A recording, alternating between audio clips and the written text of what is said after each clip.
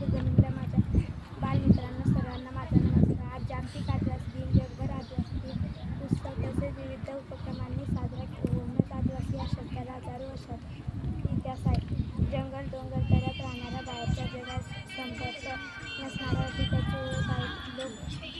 लोककला, वारली, चित्रकला, पारंपरिक आरपा, नृत्य आणि शिल्पकला या त्याच्या कलांमध्ये आदिवासी समाजाला प्रगतीची कवाडे उघडी केली आहे. समाज निसर्गातील प्रत्येक वस्तूला आपले दैवत मानतो आणि निसर्गावरून भरभरून प्रेम करतो. संयुक्त रागात या आदिवासी समाजाला समस्या सोडवण्याच्या आणि त्याचे हक्क रक्षणावर या समाजाने 1993 साली जागतिक आदिवासी वर्ष घोषित केले होते. तसेच 9 ऑगस्ट हा जागतिक आदिवासी हा दिवस साजरा केला जातो. मोठ्या उत्सवात साजरा करण्यात येतो.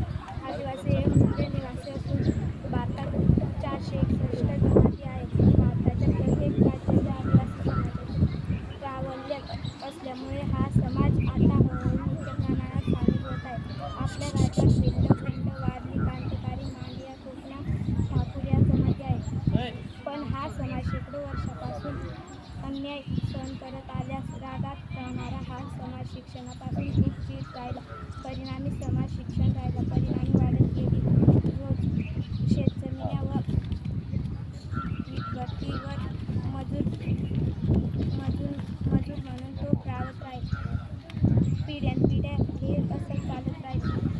राजगारा रोज शोधात कुटुंबाच्या आग्याकडे त्याचे मुलांमध्ये मुराक व अन्य असणाऱ्या पलट राहिले. आज लोकसभा, विधानसभा यात अनेक आदिवासी आहेत. त्या अनेक ज्यांना आपण राहिले. या समाजाच्या शिक्षण, आदिवासी मूल्य शिक्षण, रोजगार व उद्योग-धंद्याच्या मुख्य प्रवाहात तो दिवस जागतिक आदिवासी दिन मुख्य प्रवाहात साजरा होतात. एवढे बोलून मी माझे भाषण संपवते. जय हिंद.